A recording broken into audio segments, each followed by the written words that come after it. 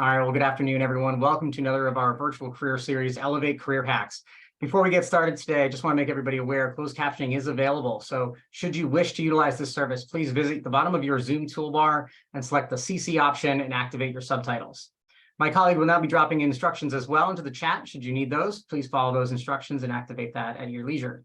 My name is Josh Pruitt from the Alumni Relations Office here at UConn, and I'm thrilled to be here again, hosting another one of our career hacks. Welcome to all of our previous participants and to anybody who's new to the fold. You're in for a treat today. We have some star power and some firepower and some concepts on the future of work, and we're excited to get started today. As you all know, the pandemic forever altered the way we work, how we work, and where we work specifically. And we as employees are not the same as we used to be, nor are our employers for that matter. So we expect something different than we used to even 5 years ago. And we're all working to identify ways to synergize before that pendulum swings and we figure one side is in more favor than the other. So we're going to get into a little bit of that today with our panel.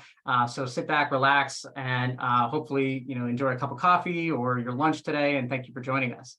I'm being joined as well by a colleague of mine from the Alumni Relations Office, Erin McMahon, and from the Alumni Relations team in the College of Agriculture, Health, and Natural Resources. And she'll be in the chat monitoring things. And if you need any first line assistance, she can definitely see what she can do to assist you.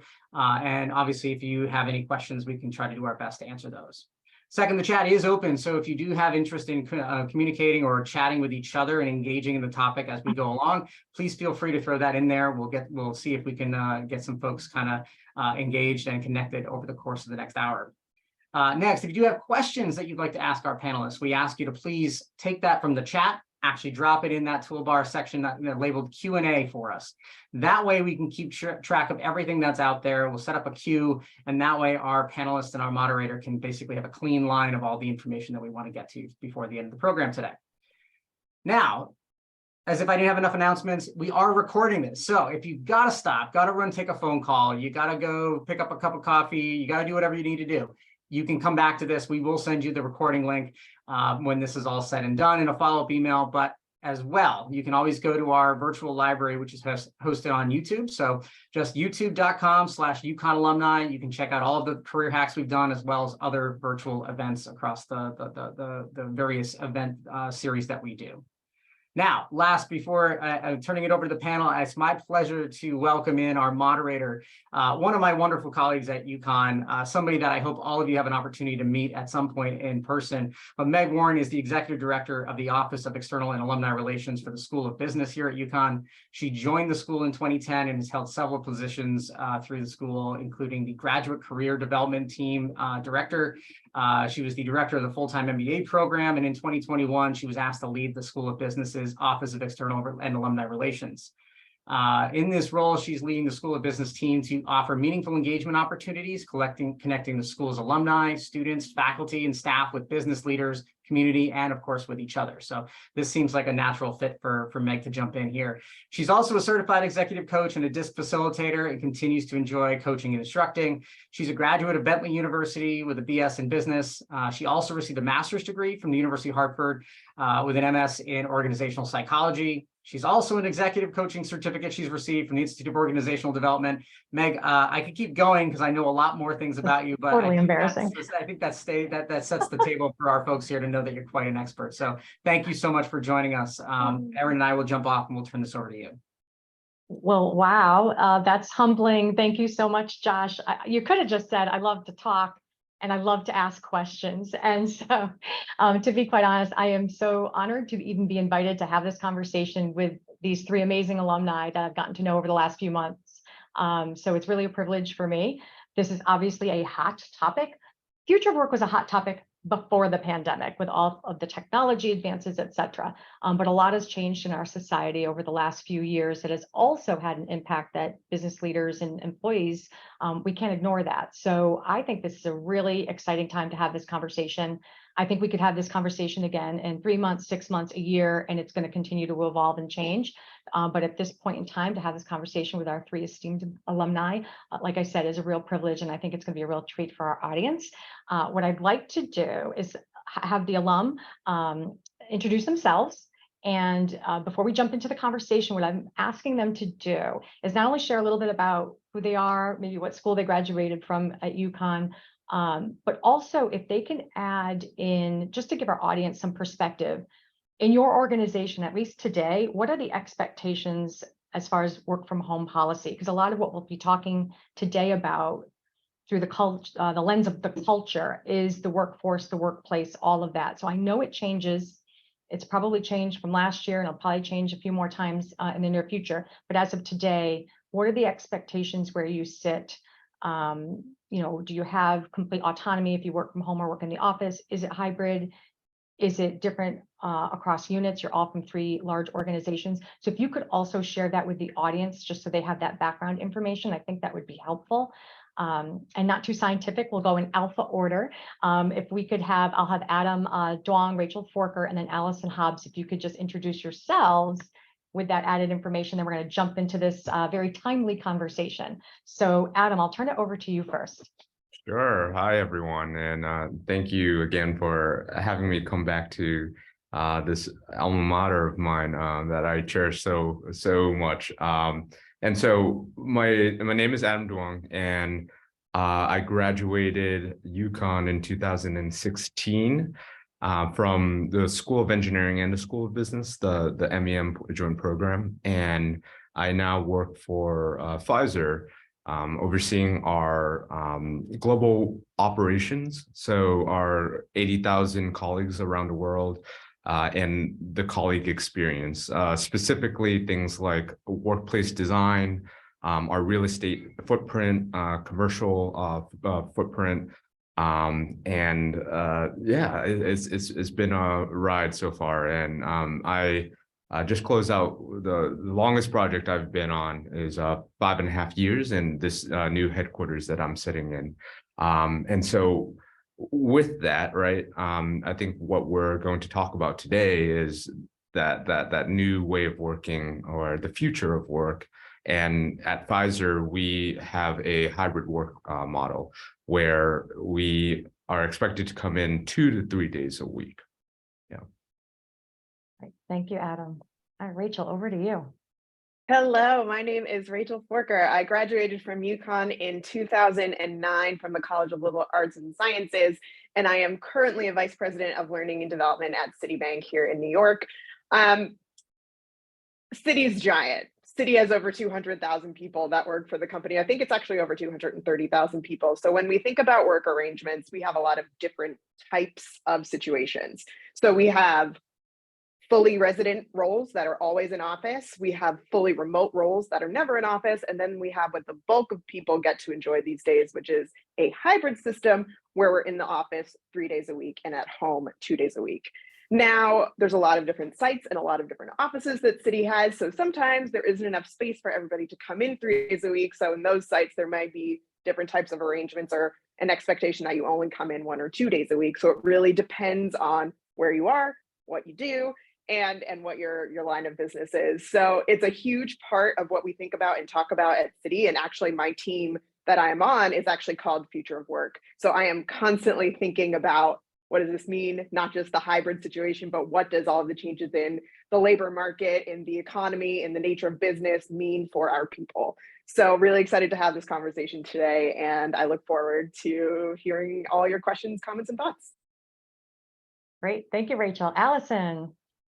I'm Allison Hobbs, and I am senior counsel at Epic Games. I graduated from CLAS as a Spanish major back in 2005. I guess since Rachel added her year, I'll put mine in too. I currently get to work 100% remotely, and I'm attached to the New York office for Epic Games. At Epic, I manage all of the legal work for the special projects team, and that involves the creative aspects as well as the business side. Oh, and one other caveat I have to add is everything that I say here, I'm speaking on behalf of Allison. I'm not speaking on behalf of Epic Games. Duly noted. Good point. Thank you for saying that. That's actually important. The legal aspect of it too. We need people like Allison around. Thank you, all three of you, for sharing that information with our audience.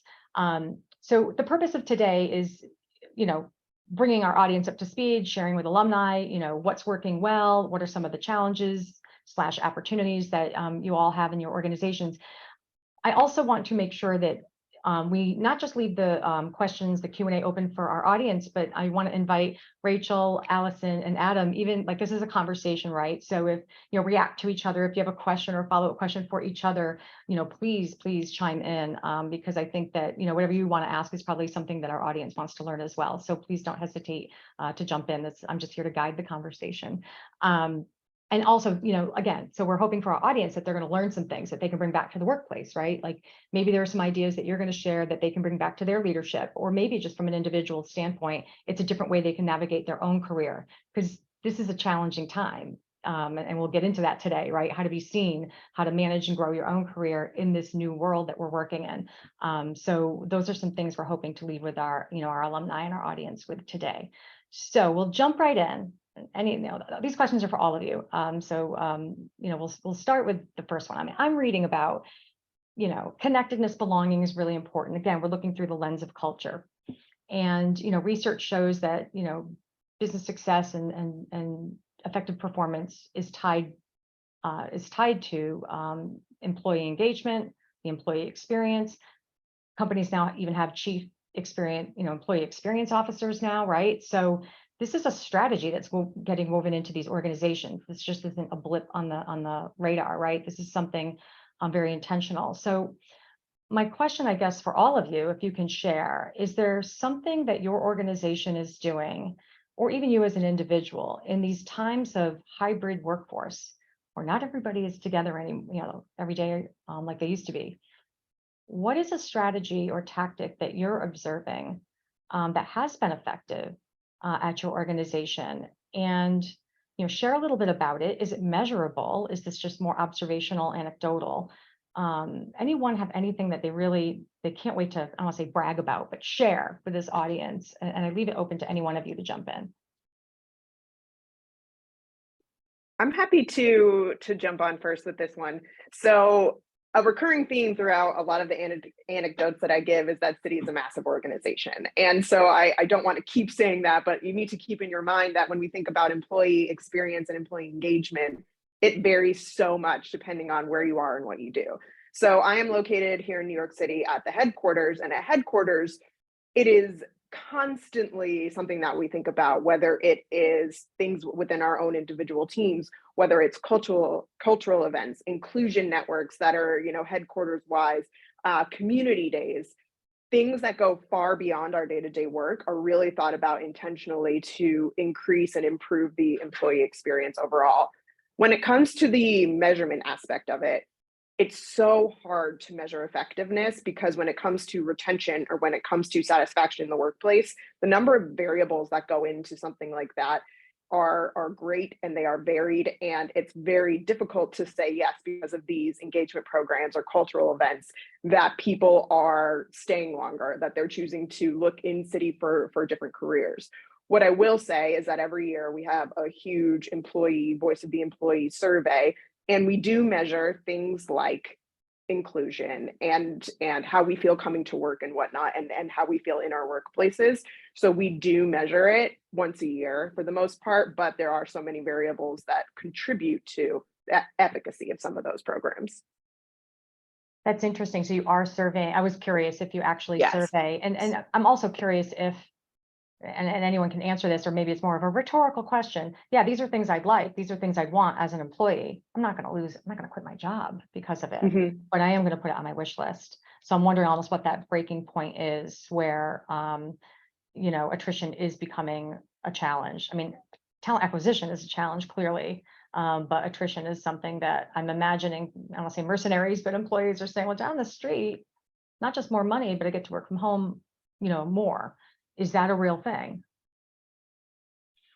Is that something that you're seeing in any one of you in your organizations, that you're still getting that feedback that, and is part of it, is part of the reason because employees feel disengaged?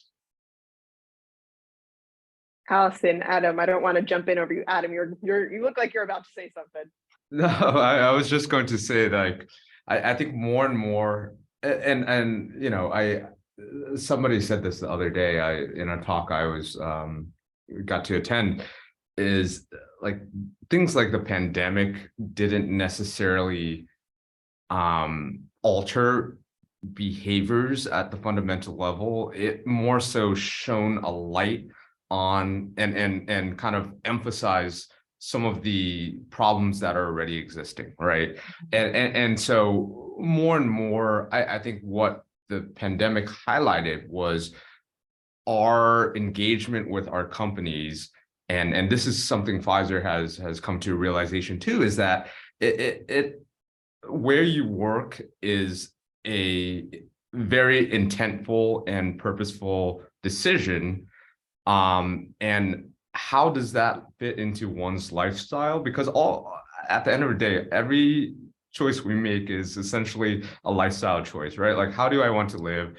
What experience do I want? And what do I see for the future for myself, right? So I think at the end of the day, it's in the colleague journey, in the employee journey, from the moment they wake up to when they leave and then go back, it's how does the workplace and how does work fit into one's life? And I think that's the big question for all the exec boards and our senior leaders is what piece does work play in their lifestyle, and how does that piece enhance a person's overall well-being? Right. And something that I noticed, not just, with colleagues at work, but just across the board, all of my industry peers and fellow attorneys and non-attorneys, is that people are really placing a certain amount of value on being able to work remotely when they're considering their compensation packages. If they can work 100% remotely, they might be willing to take less pay than if they have to come into the office every day, or if there's a hybrid in between there. It's very, it's something that I think companies can offer that probably won't affect their bottom line in a negative way. Yeah. It's definitely more complex than it used to be because priorities have shifted for people in general. So as those priorities have shifted, companies have to shift the way they think as well. And all of a sudden the system of compensation and benefits become much more than base salary and bonus, much more than that. And it's something that is in flux all the time because, even though we're 3 years post-pandemic, we're still very much figuring it out. And there's no necessarily right answer. And every company is going to have a different approach based on their situation. Adam, were you going to say something? I didn't want to. I was just going to say, I was on the team that, put out that guidance of 2 to 3 days a week for our colleagues globally, right? And I at one point I asked, our EVP of HR, I was like, why are we saying 2 to 3 days? Shouldn't we just say, just give a definitive number so that people can so it's more concrete? And what she said was, we want to give that flexibility, and that's the key word, right? Is it's all about flexibility nowadays, because at the core of it, it's empowering our colleagues and our individuals to make those choices that are best for them, right? And that's when I was like, right, it's not a one size fit all type of guidance or mandate, right? And it's really, how can we empower our colleagues to make the best decisions for themselves? That's helpful. I wonder if any of you have experienced, I want to say the fairness factor or the unfairness factor. How come those units have more flexibility than a particular unit? I mean, does that, number one, how do those decisions get made? And Adam, you kind of just alluded to that at Pfizer. Is it 2 to 3 days? Is it 2 days or 3 days? How do those decisions get made? Why do they get made that way? But are you hearing from employees that they want to know more, they want more say in those decisions? How does that work in your organization? How does that communication flow? Yeah, so this is where I've kind of studied this a little bit across industry, what each company has been doing, right? All the way from something like Jamie Dimon, right? Saying, oh, everyone has to come in or else you won't get a New York pay, right? Or you have to forfeit that, to something like Twitter, right? Where it's like fully remote. Like how those decisions get made, yes, it's depending on the company, but I think to your question, like the thing that we're looking at now is, all right, we have this guidance. Are they being adhered? And also, how are they being implemented? And what is that cascade, right, of adoption? And that is a little bit more tricky because unless it's a mandate, things are going to be applied differently depending on teams and individual managers, right? At least here at Pfizer. So we have the numbers, right? We have the metrics, and we can say, all right, this is the benchmark for the population in New York headquarters. What is the percentage of people coming in? We have it at an individual level, but due to privacy, etc., we don't want to put any one of our colleagues in a uncomfortable position. But I think from a team's perspective, it's how do we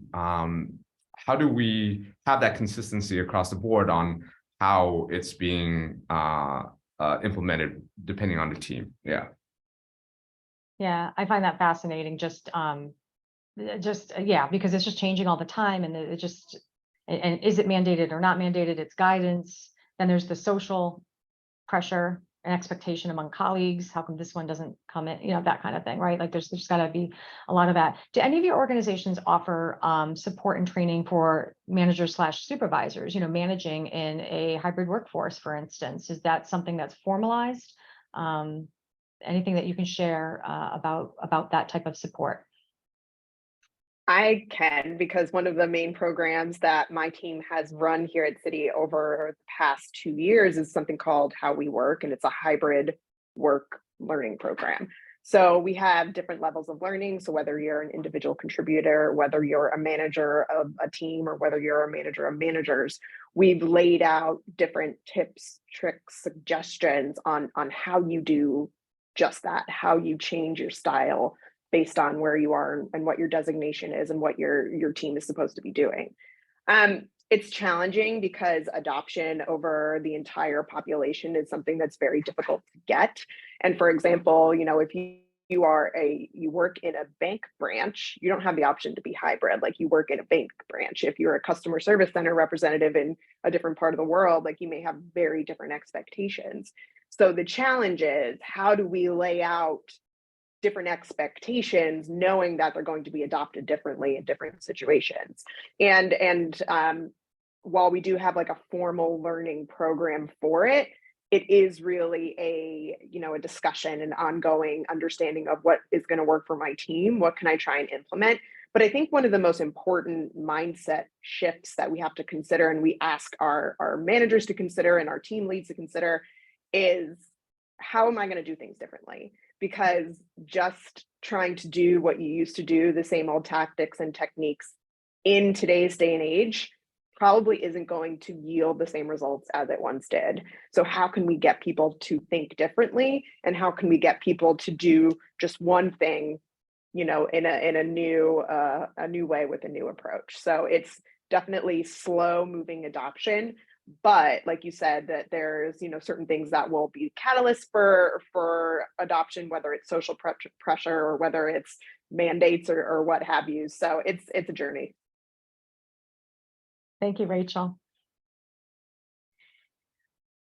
Kind of turning the corner a little bit, I want to talk about the workplace, the physical space itself. And a few of us were commenting earlier on Adam's space at Pfizer, which is just we're all a bit envious. It just looks so modern and absolutely cool. Yep. Thanks, Adam. Just rub it in. No, we love it. It's fantastic. But we are, I think, right, we're seeing a decrease in the need for physical office space.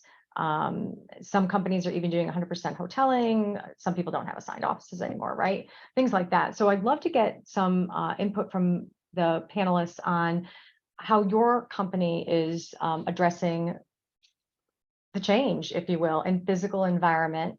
And again, through the lens while addressing the need for employees to be connected to each other, to the organization, etc.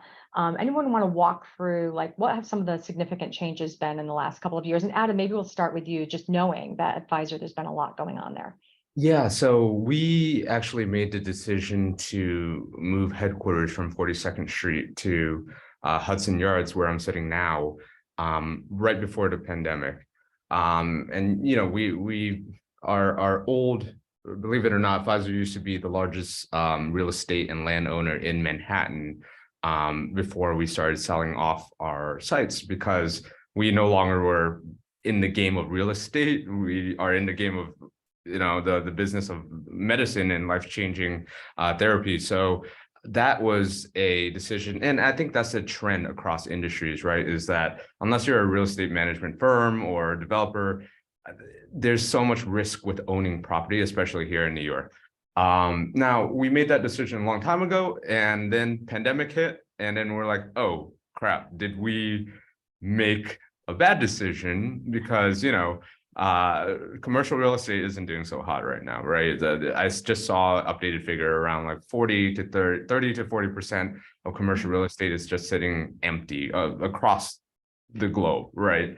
And so our CEO was like, all right, like, is there a need for physical footprint and a physical workplace, especially when we as an organization, right, and Pfizer is exemplar for this, aside from the manufacturing and essential workers that were producing the vaccines, we got out the vaccine pretty much remotely from a business decisions and strategy standpoint, right? So, and we also did some measurements during the time. Productivity was at an all-time high at Pfizer, right? When we were all remote, but at what cost, right? And so we started discussing what is the purpose of a physical workplace and why would people want to come back, especially when we proved as an organization that we could be effective fully remote. And so I think our CEOs, Albert Bourla's, and like my kind of thinking and my hypothesis is we were only that effective because we came into the pandemic with those already established strong relationships and connections, right? And so we relied heavily on that when working purely remote and virtual. But it's really at a disservice to the new people who are coming into the office, into the workforce and into the company, to form those bonds and form those connections, right? And they want to be present and they want to show face.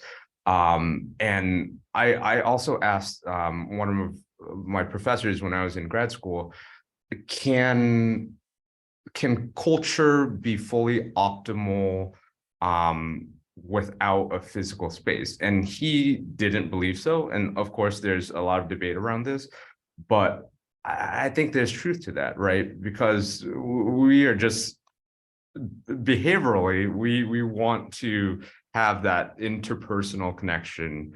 And I feel like during the pandemic and in Zooms, in meetings, right, with agendas, we were just so hyper focused. And even before we hit that unmute button, we're already filtering what we're going to say, right? So there's not so much that kind of happenstance or collision of ideas, which is kind of the mother of innovation, right? So that's kind of how we start to formulate this need for a physical workplace, and why we as an organization wanted to bring our employees back. And how, so if I can follow up on that, how are you compelling them to come back? So what is, I mean, I can see you're in a wonderful conference room there, but so what is it about the space that you have that makes employees say, I do want to go in, I'm actually excited to go in a few days a week because? Yeah, and I think it really comes down to like three different things. Some of the things I mentioned already, right? It's the resources and amenities, right? It's things that you can't necessarily get at home, right? Whether that be technology, access to different spaces, different conference rooms, as well as amenities that companies are offering nowadays, and Pfizer being one of them, are like things like recreational rooms, right? We just built like a golf simulator on one of the floors above, so colleagues can, have that joy and have that break time. But and things like monitors, right?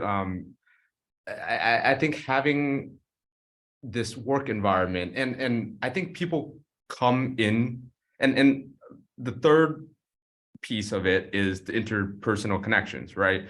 I think for focus work, you can do that at home, right? You can have your heads down, kind of focus work, and take your Zoom meetings, etc. at home. But why people are coming back into the workplace is for connections and collaborations, right?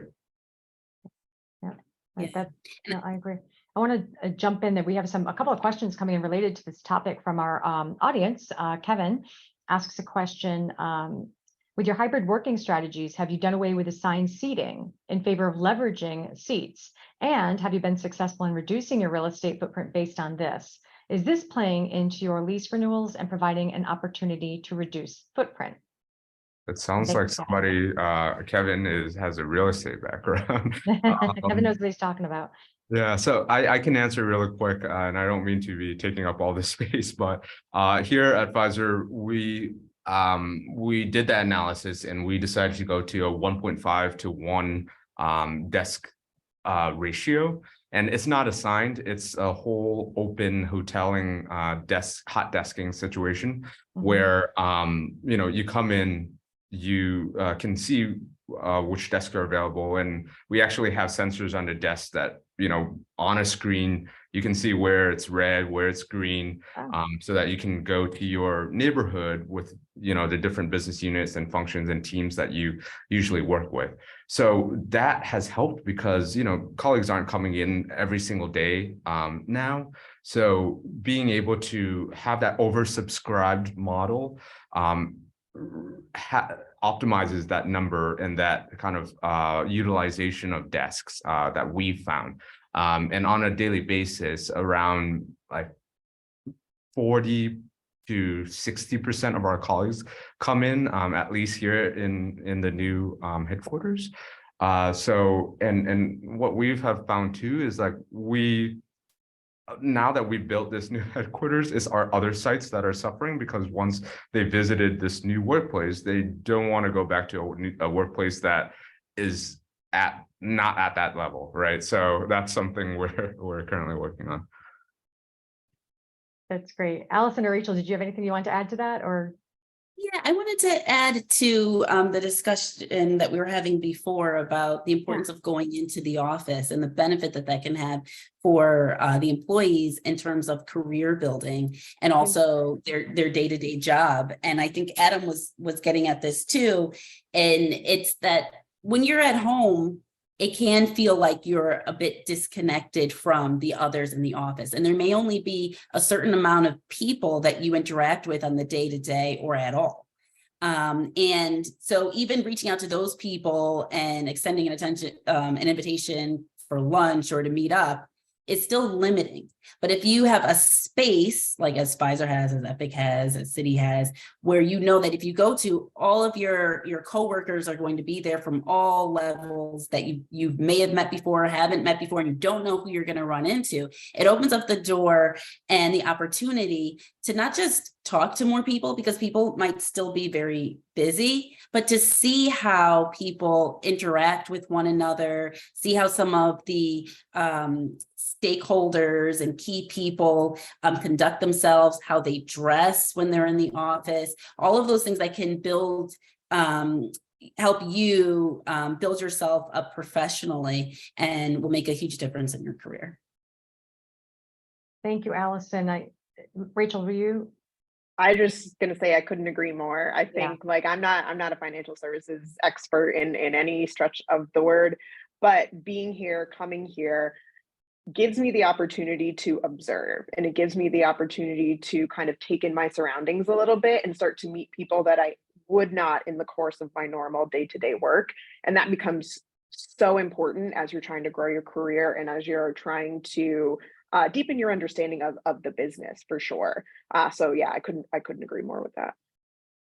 And something I just heard that I'd never thought about before is, if I heard correctly, so say, you have this new space, shared space, if you will. So typically maybe executives are on a particular floor and you're on a different floor and you are not going to run into each other. Now, maybe there's more opportunity, like you said, Allison, that different people you might not otherwise have run into at the water cooler, so to speak, you can have these conversations with and get to know them, and build some type of work relationship with them, which is a positive. Whereas I kind of focus on the negative, like, oh, I miss seeing everybody that I'm used to seeing. There's this new opportunity that we should be leveraging, right? Excuse me, Mike. And I've found that in some situations or in general, it's so much easier to do work too, in that I don't have to wait until the next meeting for something to happen, right? If I have a question, I can just go to the person and ask that question, or just like talk it out, right? Whereas setting up a meeting or like IMing and chatting, sometimes like it's just so much more difficult to translate and articulate some of these things over email or a text. And that was one of the things I was thinking of too. And it's kind of later in the conversation, but there's some really good questions coming in as well. So we might jump around a little bit, just because I think it's going to hopefully inspire some more audience questions coming in. But kind of going on that from a career growth standpoint. And Rachel, I'm not sure if you use the word modeling, but especially for new employees or not even newly experienced, but new to the organization. So how are things done here? Like, what are the expectations? But even those who are maybe straight out of college and they are pretty young, that's, I would think that's a real benefit to them to be able to get some exposure to those who can really teach them and model what expectations are, et cetera. So is there so this is informal, you might just run into somebody in the space, or is there formal programming for onboarding anyone really who might need it? Is it self-selective, or is it more, nope, you're a new employee, it's part of the onboarding program? How do you address the whole hybrid situation, being effective at home, but also being effective in office? Anyone have any response to that? It's definitely both and. There can be certainly some levels of formal structured onboarding that are super helpful when somebody joins the organization. But in addition to that, people need to take it upon themselves a little bit to start to ask questions, to start to network and start to figure out where their gaps are in understanding. Obviously, when you're in the office, it's easier and maybe it speeds up that process because you're surrounded by different people, different conversations and whatnot. But I think even virtually in a hybrid setting, it actually becomes much less burdensome to meet people over Zoom, just sending them a calendar invite, being able to set up, even if it's 15 minutes, to just chat with somebody that may not be located in the same place you are, that may be around the world, completely different function. I think that was a real benefit for me when I started at Citi, because I started after the pandemic and I started in a hybrid environment.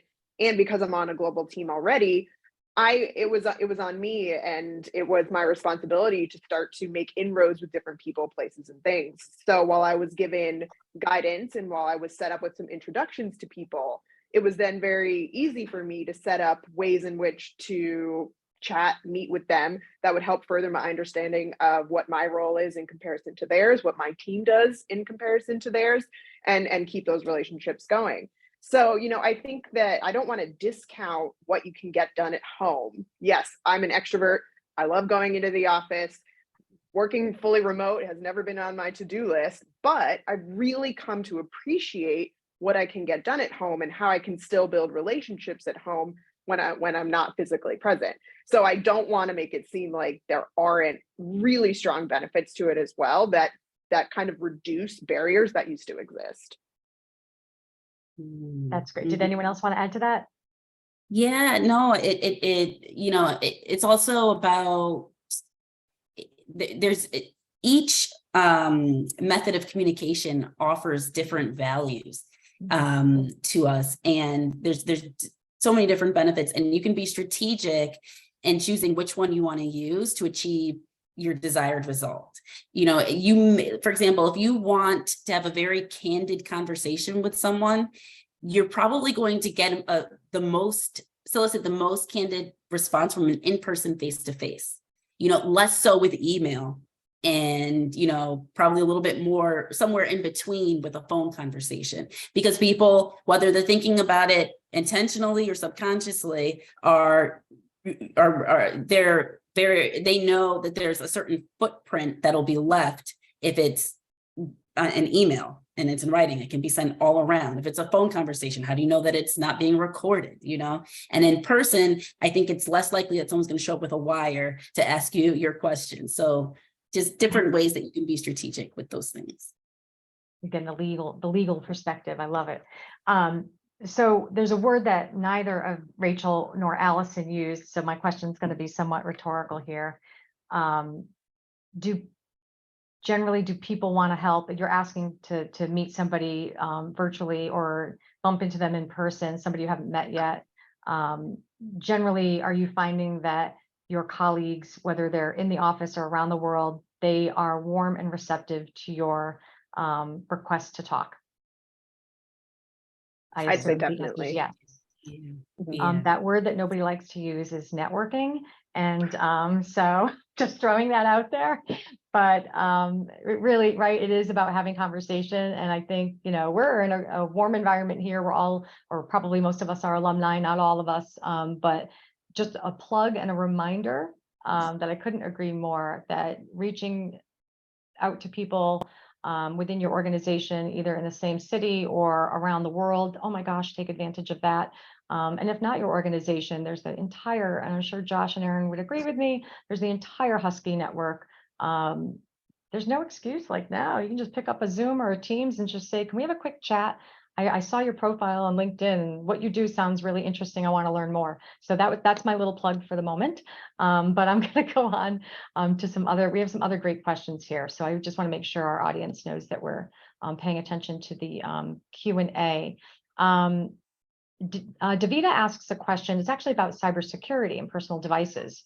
What are the expectations for remote work with regard to cybersecurity, personal device usage, etc.? Is it standard for companies to provide professional laptops/computers? What about the security of internet connection and VPN use? Thank you, Davida. Anyone have a response to that? I mean, I can answer that really quick. Oh. Yes to VPN and yes to personal devices. And our cybersecurity protocols, as well as some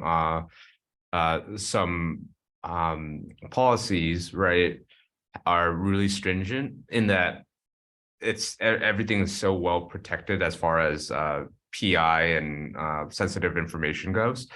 So all of our devices are very, very well secured. I don't know if anyone recalled, like 2018, I think it was, where Merck had, I think around like 12,000 computers just became bricks overnight. But that was a huge thing within industry that happened. So yeah, cybersecurity is a huge thing, especially when working remote or when you can get your devices stolen, right? Right. Companies are keeping an eye on it. Mm-hmm. Thank you, Davida. Chris had a couple questions here, so I want to get to those too before we move on. How do you see that as companies continue to be more global, that this leads to atypical work schedules, i.e., if customer base is in Asia, why work 9 to 5 in the US time zone, for instance? Are you seeing that at your organizations, that there's more flexibility on the hours that employees work? I've been on like decentralized global teams for the past 5 years or so, and that creates a situation where the 9 to 5 isn't necessarily ideal. Like currently, my boss is based in Sydney, Australia. We don't have that much time that we can actually connect on things, and we have to make concessions on our schedule to make sure that we are, you know, on the same page. You know, I used to, in a previous company, previous role, I was in charge of learning and development for different regions of the world that weren't anywhere near the same time frame I was. And so I did have that flexibility to say, okay, I have to be on a call until like 10:30, 11 tonight. That means I'm not going to start my day tomorrow at 8 o'clock in the morning. That doesn't really work. So one of the things though that's really important is, if that is something that is happening to you in your company, to be intentional about how you talk to people about it. If you expect people to flex their hours in order to talk to different customers, to be on different accounts, to have different conversations outside of that normal workday, you need to be able to talk to people and say, this is what we expect from you, but this is also what you can expect from us on the back end. Like we said earlier, priorities have really shifted and people aren't necessarily working 12, 15 hours anymore because they have other priorities that they need to attend to as well. So how can you give flexibility? How can you provide balance? And how can you be on the same page with where you're at? So, I mean, definitely, it's happening so much where we have to be flexible with those schedules. And I think it's a give and take between the employer and the employee. Yeah, I definitely know a difference. As someone who works in the entertainment industry, my clients have always been, for the most part, in California. And so before Epic, when I was at Viacom, which is now Paramount Global, our office hours were, my expected hours were like from 10 to 6. But a lot of times we'd have to stay later because you'd be on a West Coast call, or, when you're a more junior level executive, you may feel funny being out of the office if your boss is still there. So you're sitting there waiting for your boss to leave so that you can leave. Or during the day, you might just want to, even if you don't have a meeting, you have the opportunity for a break, you don't want to leave the office and be gone for like half an hour, 45 minutes to, run an errand. Or some people don't even feel comfortable taking lunch because you need that face time. Whereas I feel like since the pandemic and people were working remotely, and there were discussions about making sure that people were able to have a work-life balance when they were at home all day, and it was something that a lot of people were adjusting to, there became more of a focus on just making sure that you get the work done and those results. And so there is more flexibility. And I feel like when people have to work later, like maybe they'll start later as a result, or maybe they'll take that time in the middle of the day because there's not that expectation that you're sitting there in front of your computer just doing nothing and staring at your screen. Yeah, I think at the end of the day, it goes back to that agency and empowerment of the employee and the individual to make those judgments and choices for themselves, right? I think it's like Allison just said, it's no longer, oh, you have to be chained to your desk from 9 to 5. I don't think that's the way of working anymore. I think it's how can I utilize my time in the best way to do my work and meet my deadlines, right? And I think that really comes at trusting that your employees and your people will make the best choices for themselves and also with the company in mind, right? So that's interesting. I'll admit I'm a Gen Xer. Yes, the forgotten generation. That's me. But I've got a couple of millennials in the house and Gen Z coming up, and I hear about, right, like, and even since pandemic, it's not just those generations, and I hate to really actually group people together like that, but the whole balance of life and working, hey, 40 hours a week, that's what you're going to pay me for. That's what I'm going to do. We've all read about these things. So I think of that as kind of like bottom up. Those decisions kind of bottom up, that's driving those decisions. But it sounds like even top down, there's support, the expectations. I mean, maybe in banking still, I don't know, but like, are the expectations, or should I say decisions, being made from leadership at your organizations, acknowledging that we want our employees to be healthy and balanced, and we have, formal programming around that or expectations around that? I see Adam nodding his head. I think so. Our HR, or human resources, as kind of devoid and vacuous as resources sound, right? We recently made a name switch, and sometimes I roll my eyes at some name switches, but we're called People Experience now. And I think there has to be some intent behind rebranding or renaming anything. And I think what that signals to the company is that we are putting the person at the center of the value and the focus, right? And I think here at Pfizer, our culture is we can only do the best work possible if we put the colleagues at the center, and then so that they can bring their best selves if they want to, right? And hopefully they do, to work. It's so true. Well-being is a very hot topic in human resources, and well-being encompasses so many different things. But I believe that at the core of well-being is that idea of balance. And without being able to feel like you have some flexibility, some agency, that well-being is not going to come through in the way that you're doing your job. And I think that it is definitely something for leadership to continue to explore. As generations move up the chain, I think we'll see shifts even more so in terms of results oriented, not necessarily time oriented, but we are at this kind of inflection point where we are shifting paradigms. And whenever there's those transitions are really hard. And it takes a lot of time for people that are very used to doing things one way to shift their mindset towards something new, something different, something that's not familiar to them. So it's I'm in human resources, and you're right, Adam, it's this like giant term that encompasses so many different things.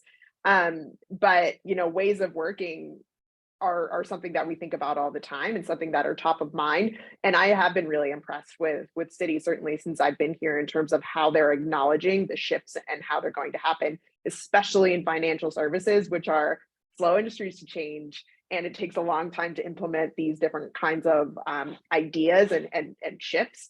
And so it's an evolving conversation for sure, but one that we're seeing come up more and more. That's great. We're getting healthier. That's all around healthier as a society. I think that's a good thing. So I kind of want to go back to, I was reading about, I think it was last fall, Arvind Krishna as IBM CEO and Goldman Sachs. We're hearing about these other companies who come back. Nope, you need to be in the office. And I think Arvind even said, you're gonna be hard pressed to get a promotion. It was an interview, hard pressed to get a promotion if you don't come into the office. You need to be seen. And so you shared a couple of examples earlier of how to be seen coming into the office, or even virtually meeting some people in your organization across the globe. Are there other ideas that you can share with the audience of ways that you can quote unquote show up, that you can get involved, you can show that you're taking initiative, not just necessarily doing your job? Because you do want to, so that I find, right, you want to get that promotion, you want to be seen as somebody who might want to take, a higher level position or take on some more responsibility, but there might be that resistance to, well, as an employee, I'm reading anyway, I don't know that I want to take on the extra responsibility until I get the promotion. So that's kind of a tough situation to navigate, I would think. So any suggestions from you as to, what can employees do without risking too much of their own time, but to show up and be seen? Yeah, I can chime in first on this. I think as an employee, right, and this is kind of what motivates me, is I think we're all a part of our respective organizations or job, or have been hired into our companies for a very specific reason, right? Because somebody saw potential in us, and somebody saw something that you can bring to the table or value, right?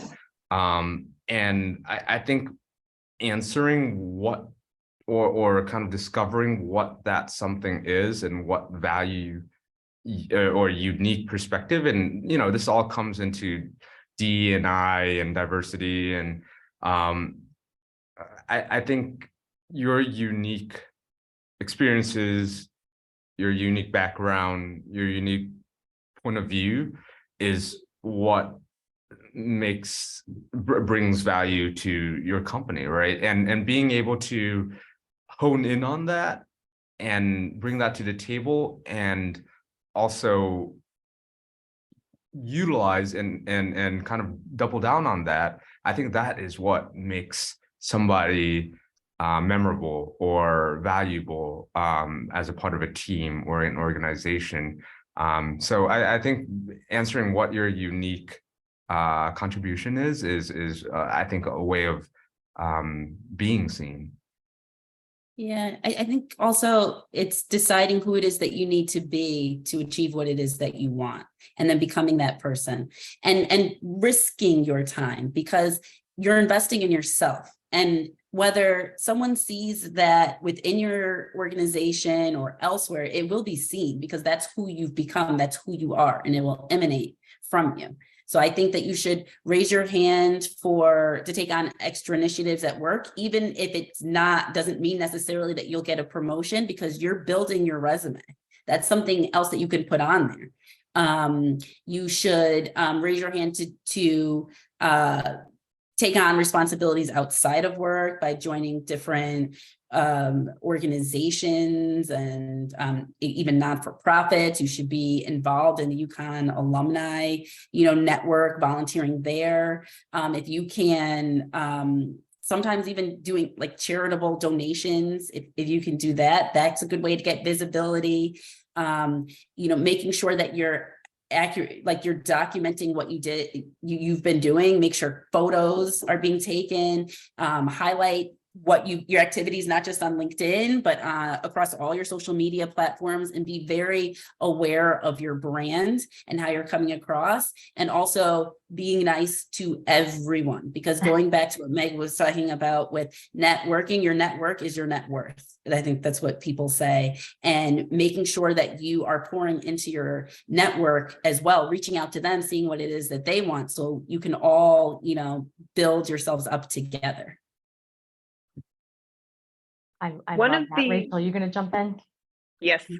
One of the things in learning and development that I think about a lot is why you're doing it. And I think if you are thinking about, how do I get promoted? How do I take this next step? How do I move forward? You miss a little bit of the exploration part of it all. And I think that the exploration part of it all is really important, because you may not necessarily know all the different things that you are interested in. You might not necessarily know that something's going to spark your curiosity and take you in a different direction. If you are only thinking about one end goal, and you're thinking about one path to get to that end goal, you are leaving out so many different things that could interest you. And I think it's great to think about where you want to go next in your career and have a plan and figure out ways to get there. But be open to the influence along the way. Be open to things that you're interested in. Recognize that if you want to do development, whether it's formal training, whether it's community service, it doesn't have to all be in service of you getting a promotion. Like, I have a master's degree in urban studies. That's what I did my undergrad degree in. That's what I did my master's degree in, because it is like my educational interest. I don't have a master's in human resources. I don't have a master's in business. I have a master's in cities, which is awesome and so cool to me, and I love it, but it's not what I do for my career. And I think that, it's okay to explore things outside of just getting that promotion. Don't limit yourself. Cultivate your interests as well, and meet different people along the way as a result. Yeah, because the other thing about promotions are that you only have so much control over that. At some point, it's somebody else that's going to have to say, okay, you can have it. But what's going to give you more control over your career is focusing on who you need to be and what it is that you want to achieve, and going for that. I think that's really poignant. Both of you guys, what you've just said is like, I think one of my professors, he's like in the same school as like Deepak Chopra, etc. And he said success should never be the end goal.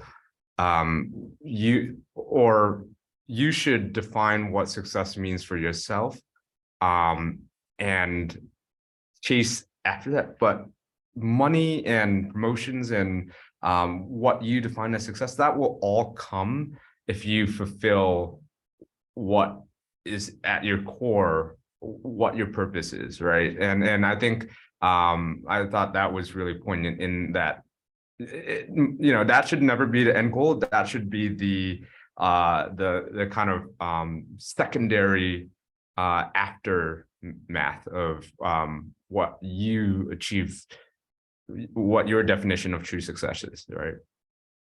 Mhm. And to recent grads, that probably sounds like, yeah, right, I want my money and I want my titles. I remember being there and thinking that, but it will come, we promise you, it will come. That's great. Thank you all for sharing. I'm inspired truly. And I agree. I like that idea. And Allison, I like that you brought up, and Rachel, you underscored it too, about it's not just the making connections within your organization, it's outside. And that's where I think a lot of fulfillment comes, and that it makes you more well-rounded. And Adam, you spoke to that as well. If you're doing what's truly important to you and aligned with your values, success is going to come, right? Because you're actually living, as they say, that authentic life, right? And that makes me kind of come into another topic that we've only touched on a little bit, but I think it's important for us to talk about today. And that is around diversity and inclusion and equity. And what makes me think of diversity is what you were all saying. You're getting out there and you're becoming part of the community. So you're open to meeting new people and hearing new ideas. So, again, diversity means so many things. And by definition, it is about variety, etc. So we work differently, we think differently, we show up differently. In your organizations, are there any even systems, I guess, in place to support everyone, really, right? So that they can feel comfortable to speak up, because their thought or the way they do things might be a little bit different and might not be as conventional as what some of us old folks might think. So can you talk a little bit about that, like what your organization does to address that so that we can get the best out of everybody? Yeah, like I can definitely start on this because something just popped in my head. Was I was sitting in a class by this great professor who's at the forefront of DE&I, especially for large companies like mine. Her name is Modupe Akinola, and she said, it's how can we structure and put in mechanisms within organization to allow for dissent, and what do you do with that dissent?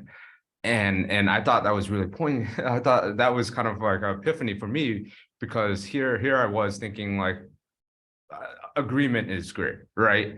That's how things go forward. But I think as a part of DE&I is that kind of diversity in thought and experiences as well, right? And a true and this made me remind me of another thing. A mentor of mine has said, I used to be, that person who would come up with all these ideas, bring it all to the table, and hopefully, like, if everybody agrees on that idea. And he's, after one meeting, he's like, "Oh, how do you think that went?" And I was like, "I thought it went really well." And he was like, "Okay." And I was like, "Oh boy." And he was like, "Sometimes it's not about bringing the solution. It's about providing that space for collaboration and contributions and other ideas to come at a better solution than you could have on your own." And that was another epiphany for me. And here at Pfizer, we've started to implement this new way of working where it's called like the pilot. And what that means is one of our key initiatives right now is more leaders, less bosses. And these are teams for projects that are structured around 5 people, 5 main drivers for any project. And then you have a pilot. And that pilot is essentially the project manager and project leader. And they can be more like at a lower level than some of the members of that team. But essentially, they're the leader of the team, right? So you can have VPs and SVPs reporting to a director for a certain project. So that is something we're piloting, no pun intended, right now. But it kind of removes some of that hierarchical red tape and bureaucracy, right?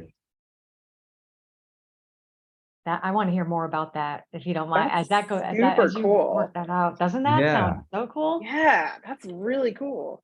Yeah, it's so we've implemented, we've like right now we've chosen certain projects to kind of highlight this on, and you know, we're all really familiar with these project meetings where there are like 30 something people in it, and sometimes that is a waste of time, right? Because not everyone needs to be included. So it's really at the core of it, how do we streamline and how do we make teams more effective? And the number we think is the right number is around 5 to 6 people that make the decisions, and then we'll cascade any you know, any updates or any project statuses to the rest of their teams. But so it's a really cool concept, and it's a concept that we're kind of driving right now. Yeah. That's fascinating. I love that. Thank you. Right before I move to it, I have a question from the audience, but Rachel or Allison, did you want to add to anything Adam said, or? You good? That was great. I wrote that down. More leaders, less bosses. I love it. Kevin has a great question for any of you. The transition to hybrid working requires extensive change management. Understatement. Has that change management for your companies been championed at the highest levels of executive management?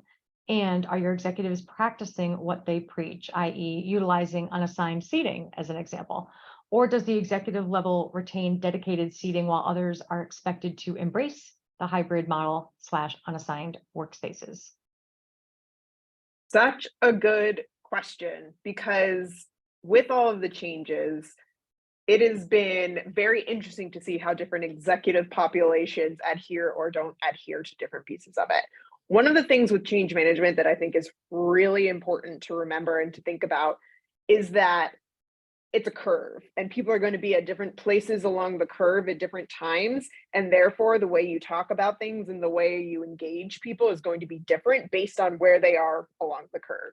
You know, for some people that maybe have been involved in the initiatives forever, you know, they're fully read in, they're caught up, they know what to do. But for people that it's been months and months and they haven't heard anything, and all of a sudden you're putting these new policies in place, they're going to need a lot more to get them up to speed with what's going on. And I think executives play like the biggest role in making sure that this all happens, because we are moderate, like they are moderating and modeling like what we do and what we'll end up doing. So I definitely, like, I know in our workplace, nobody has offices. So regardless if you're the chief learning officer, if you are an analyst, like nobody has offices. Granted, there are some specific spaces and some specific floors where execs do sit.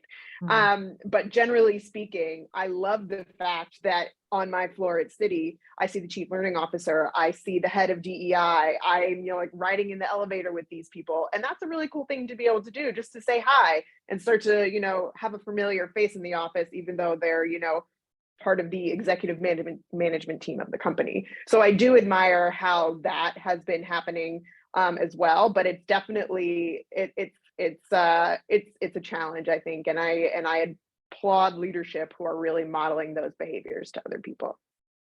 It's very similar here at Pfizer. When we built this new building, nobody had offices, right? And that was a really intentful switch, because real estate footprint, right? If everyone got an office, it just wouldn't make sense for utilization.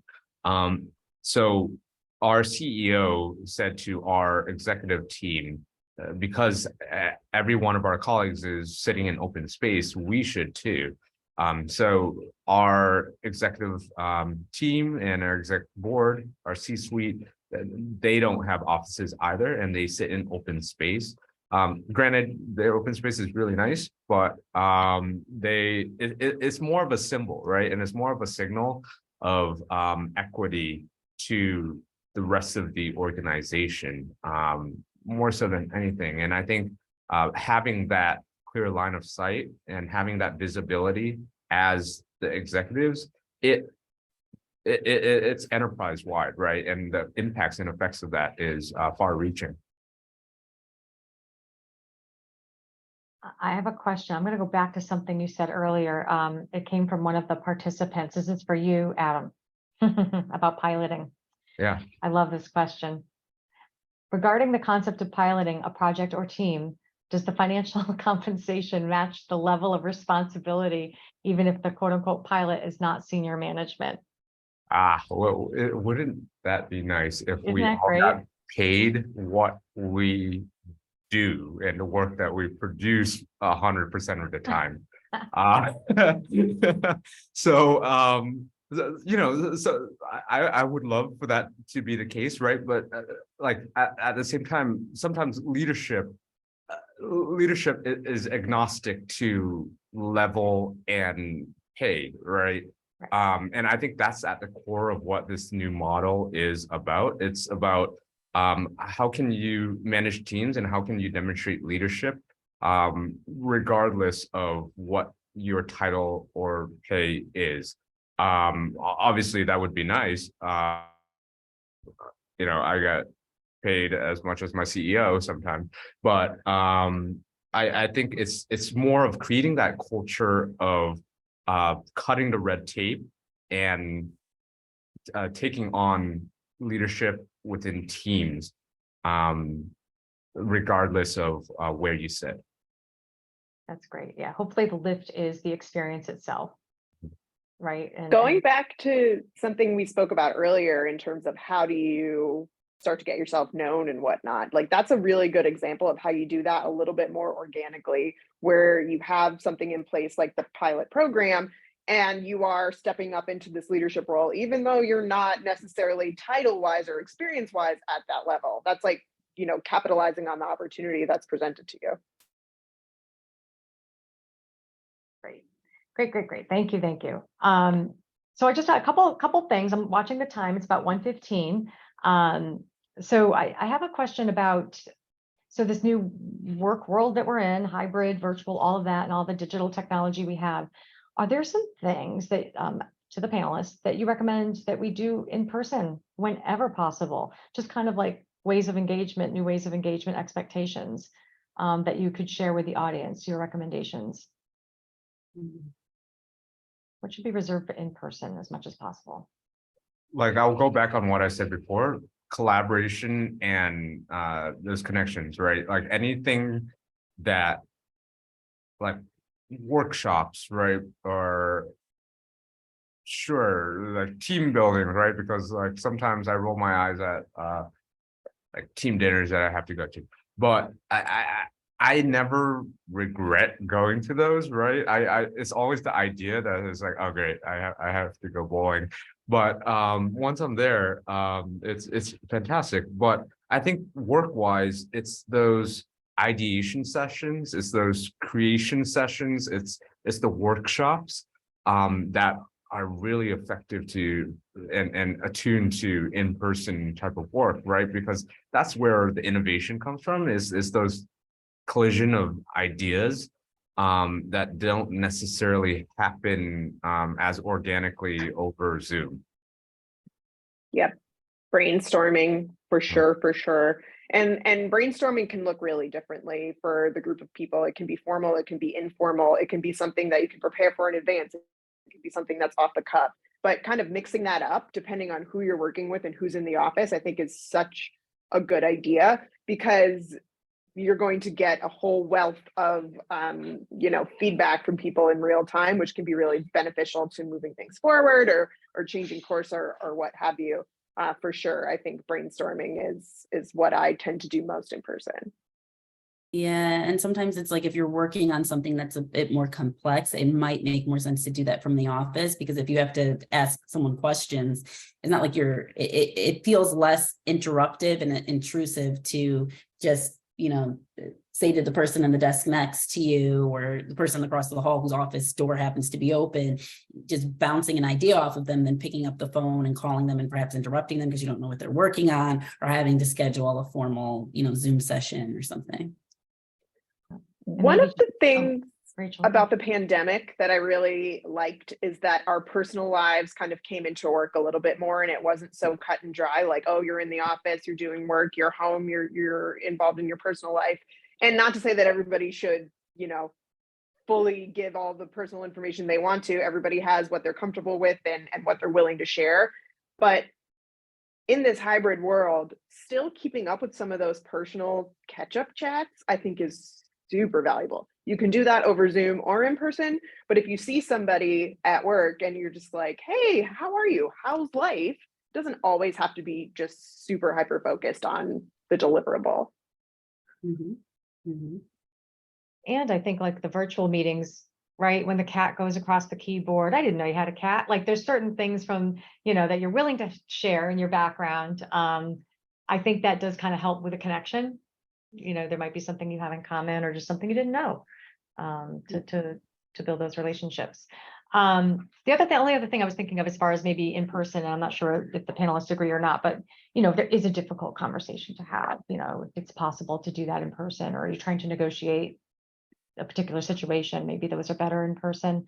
Then again, it could depend on the individual. You know, maybe virtual works better for some. So I'm looking at the time, and I want to remind the audience, if you have any questions, definitely drop them in the Q&A.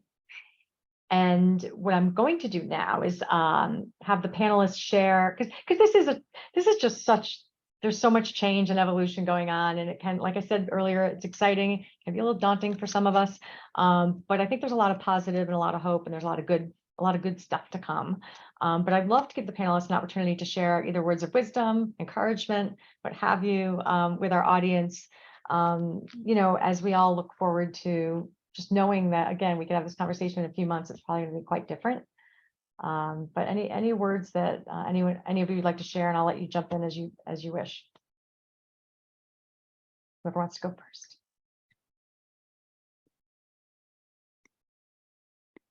See who flinches. I think Adam. like there's, if anything, uncertainty is just at an all-time high. And I think what we were talking about earlier about planning or having a plan is great. And I think it was FDR that said, planning is everything, and the plan is doesn't mean anything, right? Meaning going through the process of planning kind of brings you through that thought process so that you're prepared for what comes.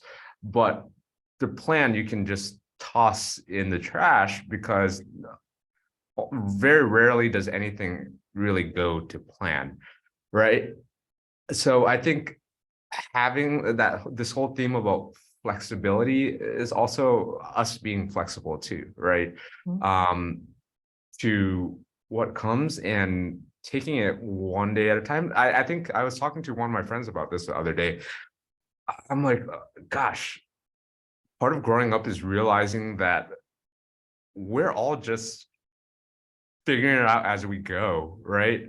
And growing up, you think, you know, your elders, your parents, and those around you, they have it all together. But part of growing up is realizing that they don't, and that they're all just figuring it out as they go too. So I think I find a lot of solace in taking it one day at a time, and taking what comes out of uncertainty as a, all right, I'll deal with this now, or I'll figure out a way around this. So just being kind of malleable to what comes is how I've been coping with all of this uncertainty. And you know, that's at the same time, if things are the same every single day, then there isn't much kind of joy in that either. So yeah, that's kind of my advice for uncertain times. Thank you, Adam. That's great. Allison or Rachel, do either of you want to? Yeah, I mean, with I think it just reiterating a lot of the things that we've said before too, in terms of dealing with uncertain times and planning for the future. Still know what it is that you want. How you get there, that could be a lot of different ways. But when you focus on the end result, once you see the different pathways, it'll all light up, and it'll eventually make sense, and you'll end up where you want. take care of yourself physically, the work stuff, it's important, money's important, but you can't, your health, there's no price tag on that. And continue to, strive for the best, because this is UConn, right? We're all in the same network. And your success is our success. Thank you, Allison. I had a very similar thought process to Adam, and basically my initial reaction was that change is inevitable. And the more we open ourselves up to what's changing and how we can be a part of it, I think that the better off we'll be. And, nothing stays the same. And we kind of have to ride the wave right now, because gone are the times when, people are working for the same company for 20, 30 years, making a career in one place. Like, it's just not the way of the world really anymore. So as much as you can, like Allison said, like, you need to think about yourself, your family, the things that are going to be constant throughout all of these different changes, and figure it out as you go a little bit. That's great. Thank you all. And I think the only thing I would add, not that I'm a panelist, but just the whole, and Allison, I think you said it earlier. I mean, it's simple, but it's true, right? It's be kind. It's, be good to yourself, but be good to others. And I mean, as simple as that is, it'll all come back to you. Like, we are a community. Lean on others when you need help. Ask for help. Most people are really willing to take that call, because you would.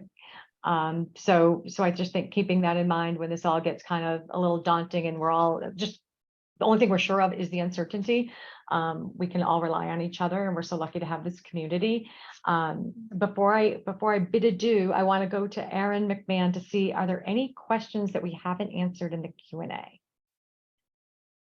Yeah, so it looks like there's about 2 questions left. If we want to look at them, one would go to anybody.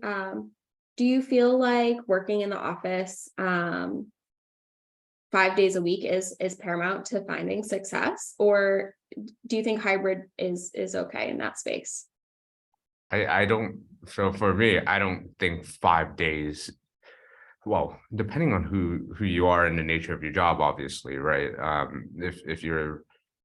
If you're a knowledge worker in the office environment, I don't think 5 days is optimal, when the pandemic have proven that a lot of companies have worked through that, right? So I think a hybrid, flexible approach is the right answer, and hence why Pfizer is that way. But yeah. Agreed. Yeah. There's so many things you can do when you're not in the office. You can travel. You can, instead of just networking in New York, you can network from LA, Chicago, Miami, wherever it is that you want to be, while still working. And that creates not just a benefit for yourself, but to your company. It's opened so many doors for your company. That I think is a great segue to the next question about, do you think companies are losing talent if they require in-person work based on geographical setting? It's a really good question. And I think it's definitely true that, when you can have your talent pool be anywhere, you're going to have more people that are going to apply for those jobs. You're going to have diversity of backgrounds. You're going to have diversity of thought and experience. And that's, a really big benefit for it as well. But then, the benefits of having people that are geographically co-located are there too. And it's not one or the other. It's definitely a sliding scale in terms of what's right for your company and how you're set up. For sure. Like I know of stories from several people, friends that when their companies decided they wanted everyone to go back into the office, they left. I mean, we have to remember, even pre-pandemic, people were staying at companies for maybe a year and then leaving, or 2 years and then leaving, right? So people were willing to leave very quickly anyway. And now this is just another reason why someone might want to. Absolutely. I think that, is that it, Erin? That was the last of the questions. If anybody has another one that they would like to drop in the Q&A, we have a minute or two left. Any burning questions out there? Or if any of the panelists have a question for their co-panelists. But otherwise, I'd like to thank you all for being here today. Thank you, Rachel, Allison, and Adam for sharing your insight and expertise, and Meg for guiding the conversation today. Really appreciate it. We'll have the recording of this out to everybody as soon as possible after today's conversation finishes up.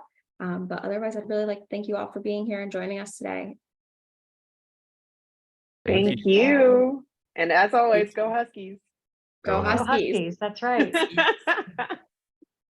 Bye. to see you all. Bye. Bye.